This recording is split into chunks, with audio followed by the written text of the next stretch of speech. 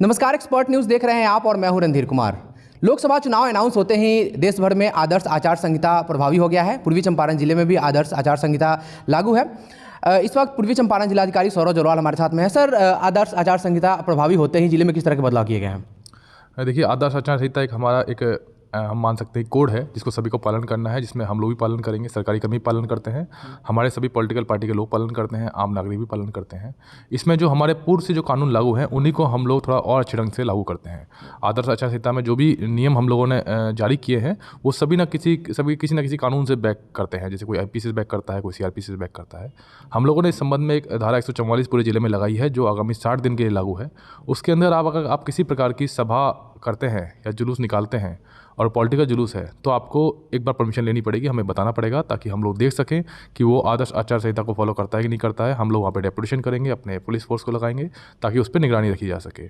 इसमें शारीरिक जो अपने पारिवारिक जो समारोह होते हैं उन सबको इसे एक्सक्लूड किया गया है। शादी वगैरह की परमिशन लेने की आवश्यकता नहीं है। कोई निजी समारोह जैसे कर रहे हैं लोग, काफ़ी परमिशन लोग मांग रहे हैं होली मिलन दिवस के लिए, उसमें वो निजी समारोह करना चाहते हैं। अगर उसमें पॉलिटिकल कोई बात नहीं हो रही है तो उसकी परमिशन को हम लोग इससे एक्सक्लूड रखते हैं, उसमें आप लोग कर सकते हैं। लेकिन अगर आपको उसमें कोई पॉलिटिकल बात हो रही है तो आपको हमको एक सूचना देनी होगी और स्थानीय थाना को भी सूचना देनी होगी। इसी प्रकार से अगर व्हीकल रैली कोई निकालता है, किसी प्रकार का जुलूस निकालता है तो उसके लिए भी उसे परमिशन लेनी होगी।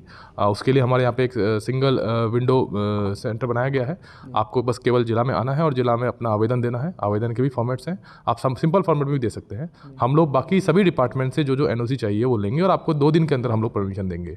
परमिशन में किसी प्रकार का विलम्ब नहीं होगा, इसका हम लोग डेली मॉनिटरिंग करते हैं। तो आप सभी लोगों को परमिशन देने के लिए हम लोग भी तत्पर रहेंगे। बस अनुरोध ये रहेगा कि जो भी संहिता में लिखा गया है उसका पालन करें। मैं बताना चाहूँगा कि पिछली बार इसी जिले में जो लोकसभा चुनाव हुआ था उसमें 91 एफआईआर हम लोगों को करनी पड़ी थी आदर्श आचार संहिता उल्लंघन की, और विधानसभा में 45 टोटल एफआईआर हुई थी। हाँ, अभी तक ऑलरेडी एक एफआईआर हो चुकी है। हम लोग नहीं चाहते हैं कि ये नंबर ज़्यादा रहे। इससे ये मैसेज आता है कि अनुशासन में थोड़ी कमी है, तो हम लोग चाहते हैं कि सभी लोग इसका पालन करें। सर, होली का समय चल रहा है, होली मिलन समारोह लोग काफ़ी लोग करते रहे हैं और करना भी चाह रहे होंगे। तो सर, ये अगर पॉलिटिकल बातें नहीं होती है, नॉर्मल होली मिलन समारोह कुछ लोग, कोई संस्था या इस तरह के लोग करना चाह रहे हैं, तो उसके लिए क्या परमिशन लेना अनिवार्य ही है? नहीं, मैंने बताया ना कि कोई पारिवारिक समारोह होता है, अगर आप पारिवारिक समारोह हो रहा है, आपस में मिल रहे हैं, 10 परिवार आपस में मिलकर कोई समारोह कर रहे हैं तो उसके लिए परमिशन की आवश्यकता नहीं है। अगर आप उसमें पॉलिटिकल लोगों को बुला रहे हैं जो कि चुनाव लड़ने वाले हैं या पॉलिटिकल पार्टी से जुड़े हुए हैं, या उसमें किसी तरह की बातें हो रही हैं जो कि पॉलिटिक्स से जुड़ी हुई है, तो आप परमिशन ले लीजिए, उसमें भी कोई दिक्कत नहीं है। ये सब कुछ अलाउ है, लेकिन एक नज़र हम लोग रखेंगे कि सब कुछ ठीक से चले। चुनाव को लेकर जाहिर सी बात है युद्ध स्तर पर तैयारी चल रही है, आप लोग किस तरह से लगे हुए हैं इसमें? देखिए, हमारे ज़िले में लगभग 36,000 कर्मी हैं और सभी कर्मी इस बार चुनाव में लगेंगे क्योंकि हमारा एक फेज़ में चुनाव है। तो पूरे 12 विधानसभा का चुनाव हम लोगों को एक साथ करवाना है। सभी कर्मी हमारे चुनाव में लगेंगे। महिला कर्मी भी लगाई जाएंगी, बूथ पे भी महिला कर्मी लगेंगी। इसके अलावा हमने जो हमारे ज़िले को बांटा है 12 विधानसभा में, विधानसभा के अंदर प्रत्येक विधानसभा में 32 सेक्टर हैं, लगभग 32-33 कुछ नंबर है। टोटल पूरे ज़िले में 396 सेक्टर बनाए गए हैं, जोनल बनाए गए हैं। हमारे यहाँ 50 थाना है, सभी लोगों को डायरेक्शन दिया गया है। लगभग 100 से अधिक हम लोग CAPF भी कंपनी हमारे यहाँ पे हम लोग डिप्यूट करेंगे सभी बूथ पे। क्रिटिकल बूथ की हम लोग पहचान कर रहे हैं, वनरेबल टोलों की हम पहचान कर रहे हैं और उसमें भी हम लोगों ने कार्रवाई शुरू कर दी है। 107 की, CCA 3 की, जो भी उस प्रकार के तत्व हैं जो कि असामाजिकता फैलाते हैं उन पे हम लोग कार्रवाई करना शुरू कर दिए हैं और हम लोग बड़ी कड़ाई से उनके साथ पेश आएंगे। और जो आम आदमी है उसके लिए हम लोग प्रयास कर रहे हैं कि किसी प्रकार की समस्या ना हो। बूथ पे जो मिनिमम फैसिलिटी है हम लोग प्रयास कर रहे हैं कि हमारे सभी 3496 बूथ पे जो कि 1885 बिल्डिंग में अवस्थित हैं उन सभी में सभी सुविधाएं हम लोग दे पाएँ ताकि लोग आराम से गर्मी के समय में अपना वोट डालने जा पाएँ। अब मतदाताओं को जागरूक करने के लिए तमाम तरह के प्रोग्राम चलाए जाते हैं। इस बार किस तरह के प्रोग्राम चलाए जा रहे हैं?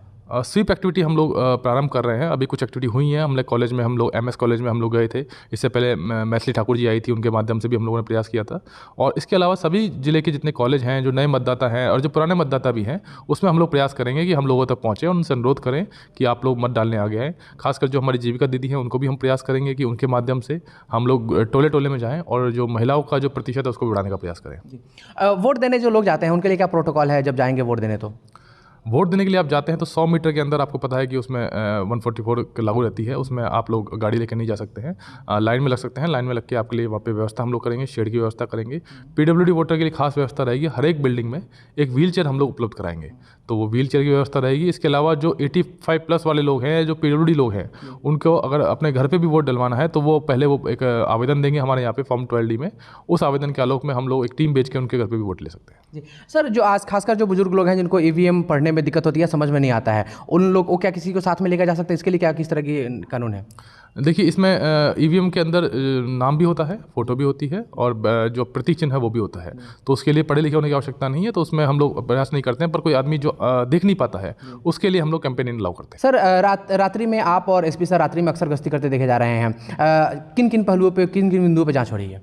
देखिए, 50 से अधिक पोस्ट हमारे यहाँ पे एसएसबी की हम लोगों ने लगाई है और लगभग 40 के आसपास पोस्ट हमारी पुलिस विभाग की है। इसके अलावा 39 हमने दल बनाए हैं जो कि छापेमारी कर रहे हैं और 39 हमने दल बनाए हैं जो कि नाका पे पोस्टेड हैं। इसके अलावा हम लोगों ने और भी कुछ टीम निकाली है, QRT हम लोगों ने बनाई है।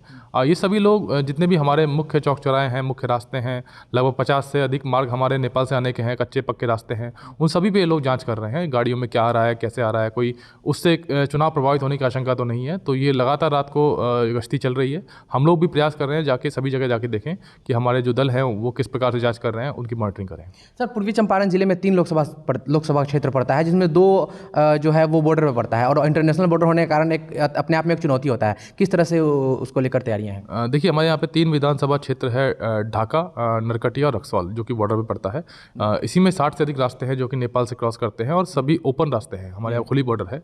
तो चुनाव से पहले हम लोग उस बॉर्डर को सील कर देंगे। ये मीटिंग हम लोगों की हो गई है नेपाल के काउंटर पार्ट के साथ में, और उसके पहले भी हम लोग वहाँ पे जो धावा दल हम लोगों ने बनाए हैं वो 3-3 एक्स्ट्रा बनाए हैं सभी जगह पे।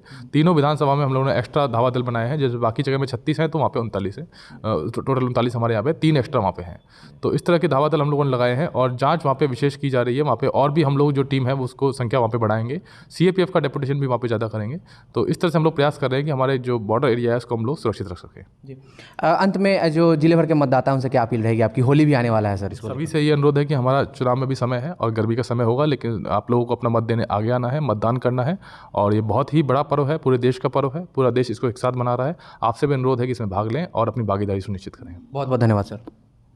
तो ये थे पूर्वी चंपारण जिलाधिकारी सौरभ जोरवाल। अभी के लिए फिलहाल इतना ही। आप बने रहिए हमारे साथ और देखते रहिए एक्सपर्ट न्यूज़, आपकी आवाज़। नमस्कार।